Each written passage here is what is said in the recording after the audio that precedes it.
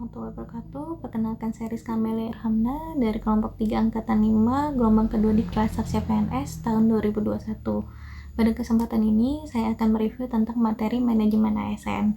Manajemen ASN adalah pengelolaan ASN agar menjadi ASN yang profesional, memiliki nilai dasar.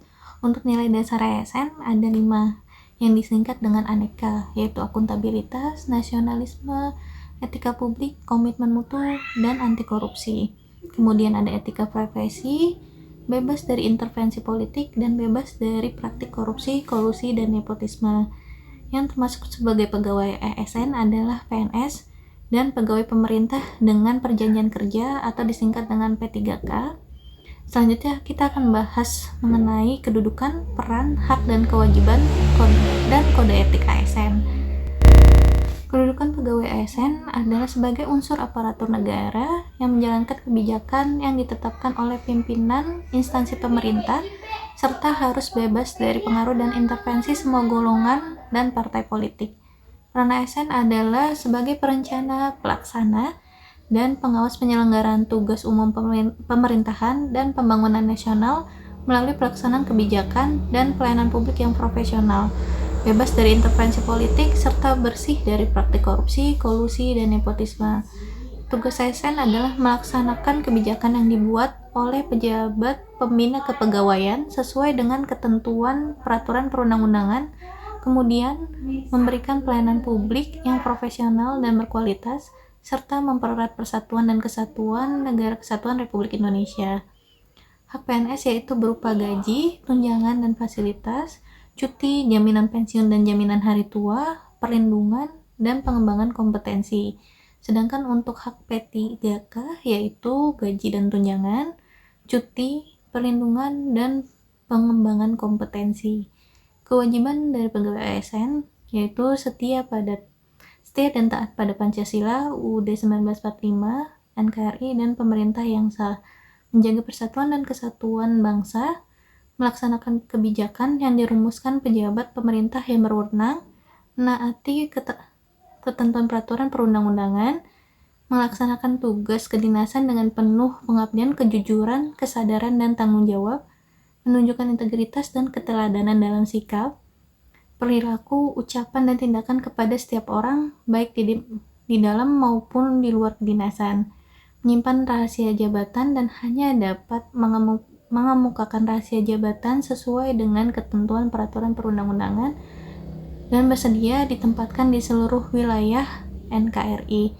Kemudian yang terakhir adalah kode etik ASN.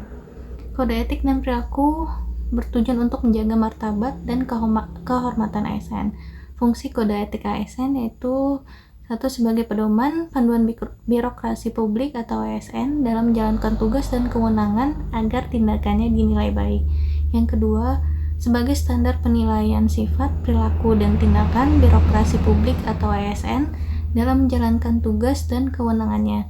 Dan yang terakhir, etika birokrasi penting sebagai panduan norma bagi aparat birokrasi dalam menjalankan tugas pelayanan pada masyarakat dan menempatkan kepentingan publik di atas kepentingan pribadi, kelompok, dan organisasinya. Selanjutnya kita akan bahas apa itu sistem merit dan apa urgensi penerapannya dalam manajemen ASN. Sistem merit adalah kebijakan dan manajemen ASN berdasarkan pada kualifikasi, kompetensi, dan kinerja secara adil dan wajar tanpa membedakan faktor politik, ras, agama, asal-usul, jenis kelamin, dan kondisi kecacatan. Sistem merit dalam manajemen ASN berfungsi untuk menjamin keadilan dan juga menyediakan ruang keterbukaan dalam perjalanan karir seorang pegawai.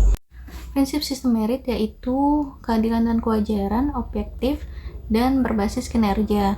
Pelaksanaan sistem merit dalam beberapa komponen pengelolaan ASN yaitu dalam penyusunan dan penetapan kebutuhan, penilaian kinerja, dan pengembangan kompetensi, promosi, mutasi, dan penghargaan.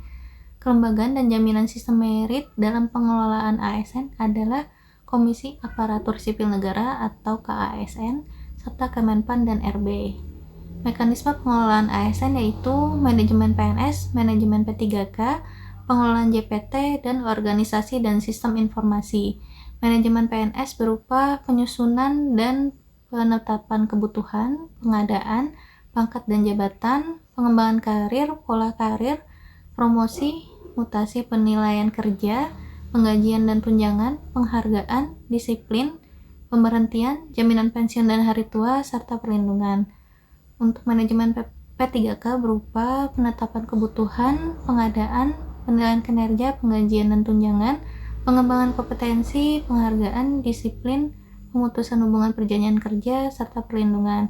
Pengelolaan JPT berupa yang pertama pengisian JPT, yang kedua pengisian JPT di instansi pusat, ketiga pengisian JPT di instansi daerah, 4. Penggantian pejabat pimpinan tinggi, kelima pengawasan dalam proses pengisian JPT, dan yang keenam pegawai ASN yang menjadi pejabat. Organisasi Korps Profesi Pegawai ASN. Yang pertama, memberikan perlindungan hukum dan advokasi kepada anggota Korps Profesi ASN Republik Indonesia terhadap dugaan pelanggaran sistem merit dan mengalami masalah hukum dalam melaksanakan tugas. Yang kedua, pembinaan dan pengembangan profesi ASN. Yang ketiga, menyelenggarakan usaha untuk peningkatan kesejahteraan anggota Korps Profesi ASN Republik Indonesia sesuai dengan ketentuan peraturan perundang-undangan.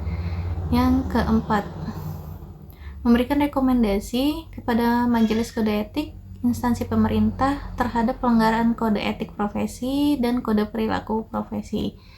Sekian untuk review materi dari manajemen ASN. Assalamualaikum warahmatullahi wabarakatuh.